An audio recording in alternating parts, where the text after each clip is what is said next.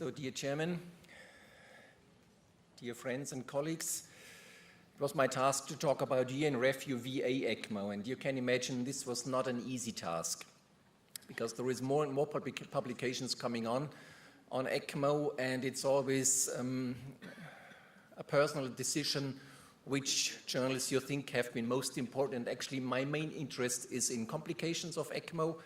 Therefore, you will see a few publications on complications. So the agenda will be use of VA-ECMO, then complications of VA-ECMO with cannulation, with cerebral injury, with LV unloading, and if there is time at the end, I will just briefly go into age and ECPR. And I'm sure within the next session you will hear far more about this last presentation, which I think is important, this last manuscript. But Dr. Chen from Taiwan will go into far more detail because he actually did this study. But I think it was important, so it is part of year in review. For those who do not do VA-ECMO or are more interested in art, I have included a few pictures of Sagrada Familia. Okay, the first one just shows you that VA-ECMO actually is increasing, and I believe this is just part of the spectrum. It's happening everywhere. These are data from a federal registry in Germany from 2007 to 2015, including altogether more than 8,351 patients. And you see there is a steep increase. Now, this was when the SHOCK 2 trial came out. Intra-aortic balloon pump does not seem to help in cardiogenic shock. So since in Germany, VA-ECMO has increased massively. The main indication for the use was acute coronary syndrome. So it's cardiogenic shock due to myocardial infarction. 42.7% of patients had CPR before they went on ECMO. 30-day mortality was 61%. There was no change over time in mortality. However, patients had more comorbidities over time.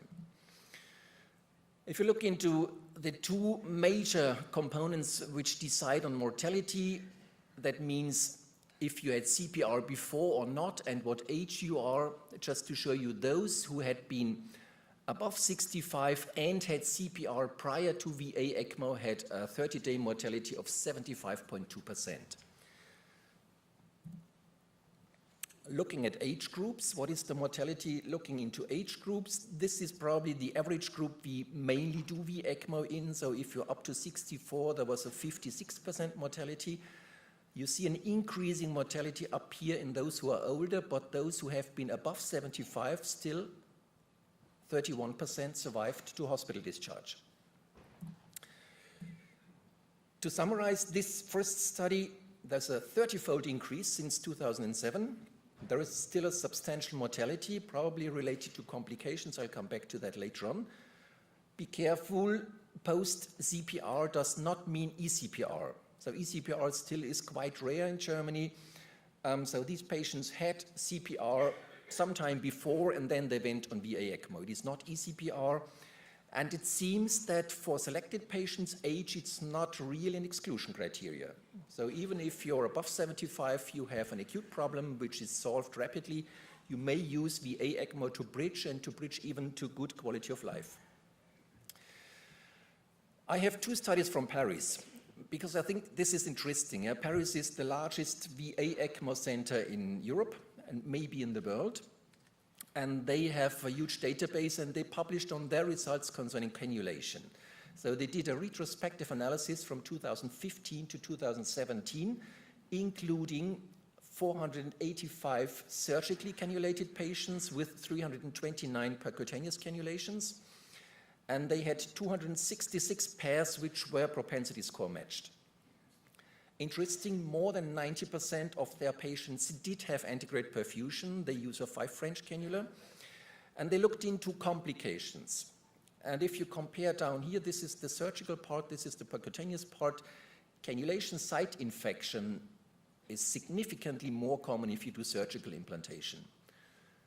There was no significant difference concerning limb ischemia.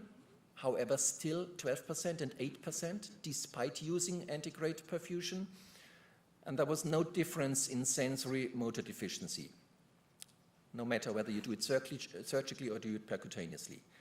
However, in the percutaneous group, there was a higher number of vascular complications after removal. They pulled and compressed higher number of complications, but mainly bleeding complications, which resulted in secondary surgery.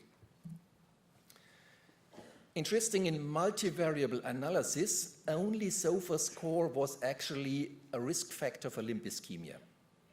So that means the more severely sick your patient is, the higher is the risk that you have a limb ischemia. And what I also found interesting, if you do adjusted survival comparing surgery and percutaneous implantation, percutaneous in red, there is a slight improvement in mortality over time in those who got percutaneous cannulation for VA-ECMO. This is not VV, it's just VA. To summarize, maybe there is a slight advantage towards percutaneous cannulation compared to surgical cannulation. Roberto probably will comment on that later on. With appropriate care and selection of patients, with the extensive use of ultrasound, and with the almost routine use of antegrade perfusion. We do need better cannula removal techniques. There are some devices now on the market. We probably hear more during the conference. And I would suggest we do need long-term follow-up on these patients who have been decannulated manually. And the next study, also from Paris, how common is ischemic and hemorrhagic brain injury during VA-ECMO? Again, retrospective analysis from 2006 to 2014, 878 VA-ECMO patients cannulated both centrally and peripherally, and they found actually 7.4% of ECMO-related brain injury.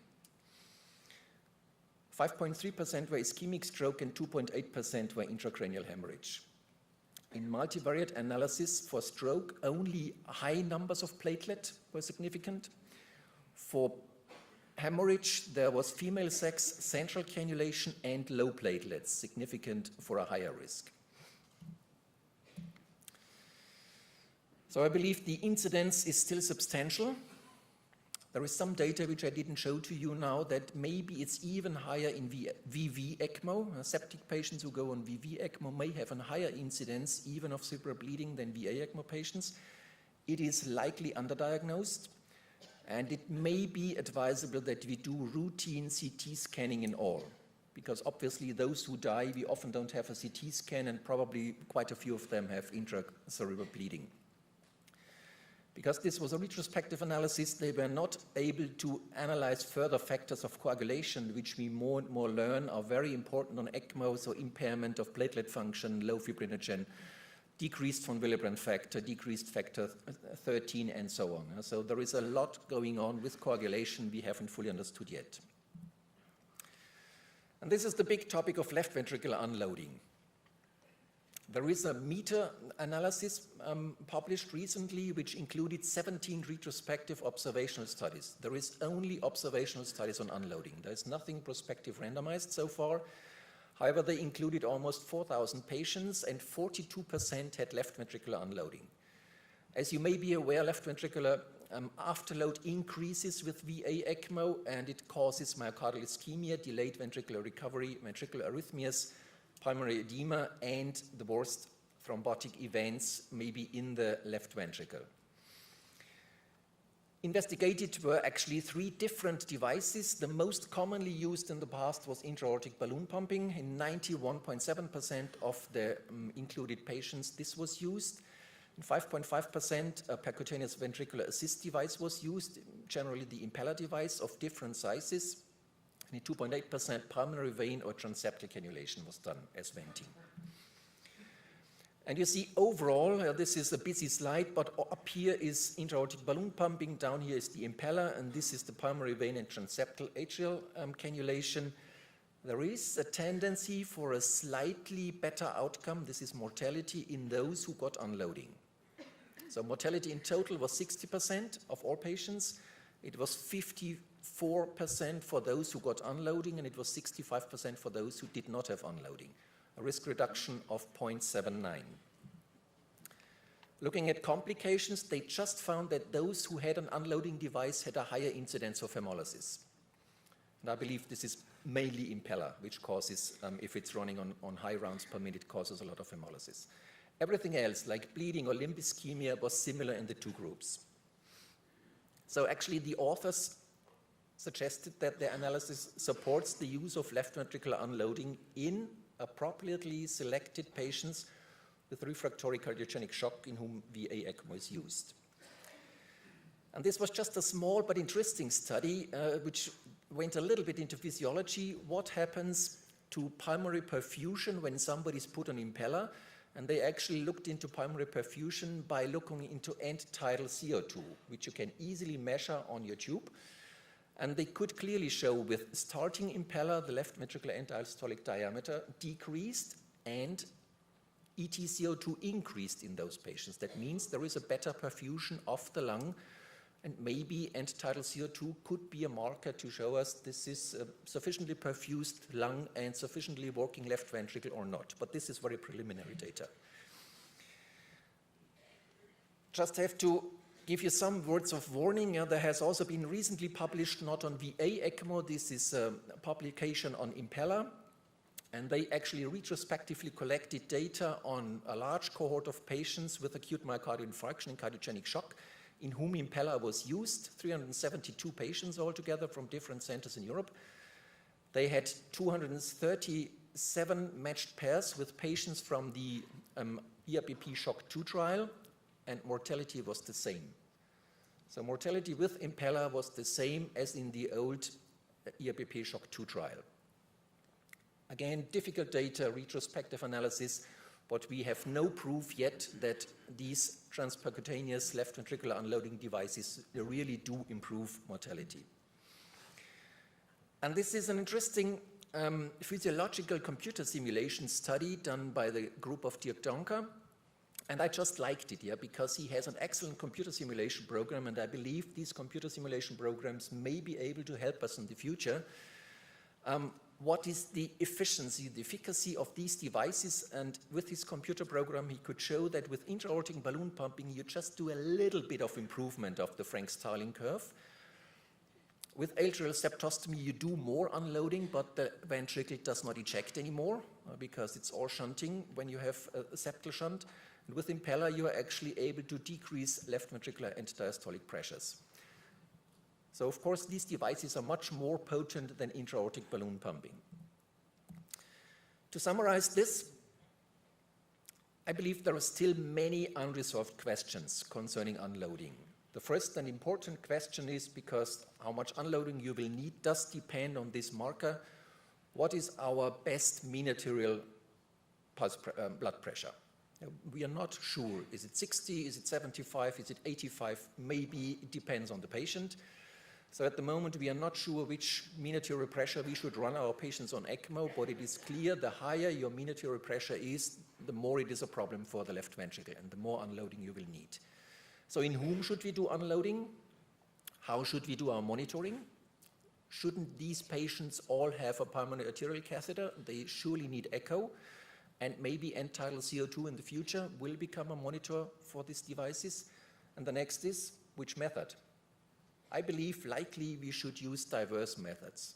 Intra-aortic balloon pumping may help in some, but not in those who have severe problems with the left ventricle. And because there is still time, I want to go into your study a little bit.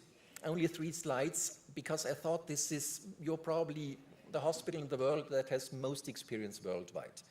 And you have a huge database, and you actually did a retrospective analysis over 10 years in 502 cases of ECPR. So this is now VA-ECMO implanted during conventional resuscitation, both intra-hospital cardiac arrest and out-of-hospital cardiac arrest. 482 were analyzed. And the patients were distributed in 3 groups, the age from 18 to 65, from 65 to 75, and there was a significant number of patients above 75 years of age.